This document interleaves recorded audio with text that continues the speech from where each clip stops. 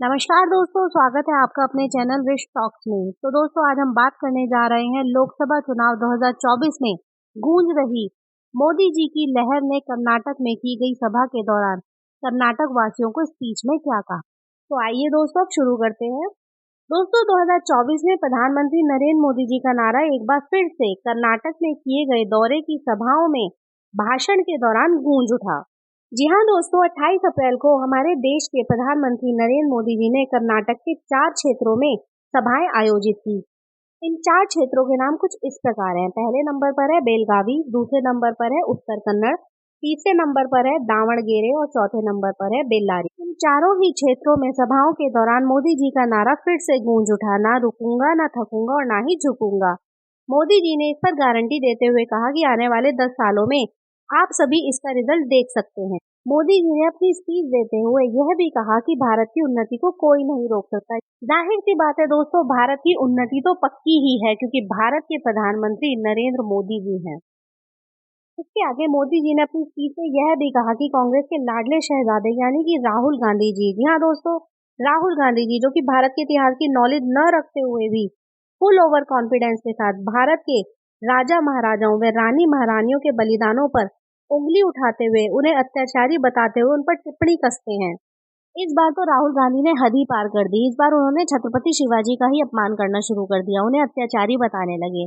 साथ ही साथ यह भी कहा कि छत्रपति शिवाजी अपने शासनकाल में गरीबों की जमीन हड़पा करते थे, जबकि छत्रपति शिवाजी एक महान योद्धा, रणनीतिकार व कुशल शासक थे। जाहिर सी बात है दोस्तों, इसमें राहुल गांधी की भी कोई गलती नहीं है क्योंकि राहुल गांधी को भारत के इतिहास की जानकारी ही नहीं है, नॉलेज ही नहीं है। वो तो एक विदेशी कलपुर्जे के बराबर है। जी हाँ दोस्तों, जिसकी अकल विदेश में है और पुर्जे भारत में है, या फिर यूं कहें कि इटली से एक्सपोर्ट किया हुआ एक पुर्जा है जिसकी अकल तो इटली में ही रह गई और पुर्जे भारत में आ गए।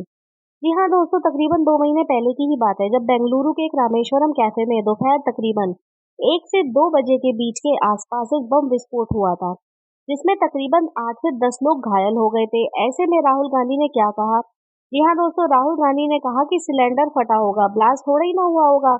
जबकि कैफे के सिटिंग वाले एरिया में ब्लास्ट हुआ था जहां सिलेंडर का कोई काम ही नहीं था और ना ही सिलेंडर दूर दूर तक मौजूद था। विस्फोट वाले एरिया की जब जांच पड़ताल की गई तो आसपास बैटरी जला हुआ बैग मिला था और जब सीसीटीवी फुटेज को खंगाला गया तो पता चला कि यह बैग कोई जानबूझकर वहां पर छोड़ कर गया था और इसी बैग से ब्लास्ट हुआ था। तो देखा दोस्तों आपने कि राहुल गांधी जी को सिलेंडर ब्लास्ट और बम ब्लास्ट में कोई अंतर ही नजर नहीं आता है।